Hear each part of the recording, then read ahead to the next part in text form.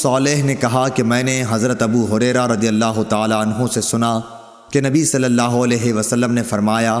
کہ آدمی کی جماعت کے ساتھ نماز گھر میں یا بازار میں پڑھنے سے 25 درجہ زیادہ بہتر ہے۔ وجہ یہ ہے کہ جب ایک شخص وضو کرتا ہے اور اس کے تمام آداب کو ملحوظ رکھ کر اچھی طرح وضو کرتا ہے،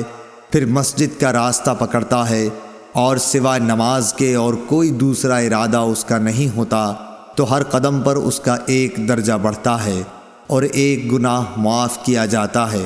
اور جب نماز سے فارغ ہو جاتا ہے تو فرشتے اس وقت تک اس کے لیے برابر دعائیں کرتے رہتے ہیں جب تک وہ اپنے مصلی پر بیٹھا رہے۔